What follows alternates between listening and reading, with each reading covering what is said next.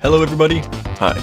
Kirby and the Forgotten Lands has a demo that's come out recently, and as someone that's really excited to see how this game turns out, I want to go in depth and talk about everything that stood out to me in this demo. And subscribe if you like the content. We're very close to 900 now, and I'm already thinking about what 900 related things I can do to celebrate it here on the channel. Okay, let's get into it. Right off the bat, if you aren't familiar, Kirby games normally look like this, but this one looks like this. We are now functioning in a 3D environment for the first time in the series, and it feels wonderful.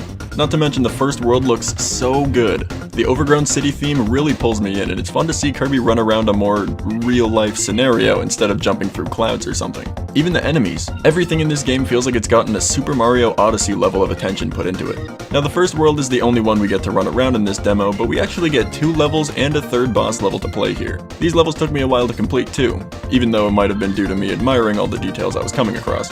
In these levels, we're also introduced to some of the most classic Kirby upgrades. We've got the sword, the bomber, the cutter, and the ice power to mess with. The fun part about these power-ups is that they all have multiple ways to be used. The sword has multiple different attacks, the cutter can hover in place and return with extra strength, the bomb can be thrown, bowled, or aimed with precision, and the ice can blow wind, blast damage around Kirby, or even be used as an unbreakable block. All of these things make 3 levels here really fun to replay for me. Every power-up feels good to use in my opinion, and my hope for the full release is that there are a ton of them to play around with. Speaking of power-ups though, we have a brand new Kirby game gimmick. Kirby now fails to completely eat things.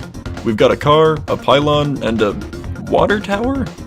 I thought with the car that this might just be a shtick to get you through the final part of the stage quickly, but as it turns out, it seems they have a pretty good idea of what they're doing involving these powers with the world. I'm pumped to see what else they've come up with, because the pylon really restored my faith in the possessing regular items idea. Moving on from that, I want to talk about the boss fight. He's a giant gorilla, he jumps and punches, and he also jumps. A pretty simple opener boss. Before walking into it though, we have our choice of 3 different power-ups, the ice, the bombs, and the sword. The thing I really liked about this choice in items though is that if you pick the ice, you can freeze the boss for a small stun and a burst of damage. Knowing this boss can be frozen makes me hope that every boss's weakness is different. It would be fine if this was just a boss mechanic with the ice power, but surely they can be a little more creative than that, right?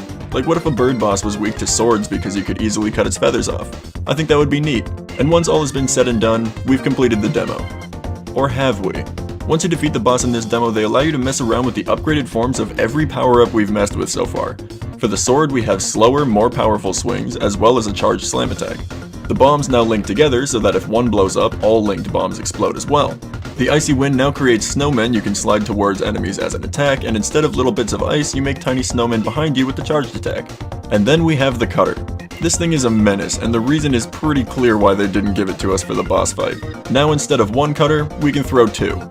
Not only that, but we can charge 2 cutters just like the singular one, even if we throw them in 2 different directions. Even the regular attack is so fast. This power-up, when fully upgraded, is going to clear rooms in seconds, and probably kill bosses in just a few more. I really liked this one, if you couldn't tell. And that's pretty much everything that I noticed about this demo that I thought was worth talking about. I think they have a lot of solid systems in place here to make for a very entertaining romp of a game, and now we'll just have to wait and see what happens. If you think I missed anything cool to talk about in this video, let me know down below in the comments. As for now, my name is Myloe, and I'm out.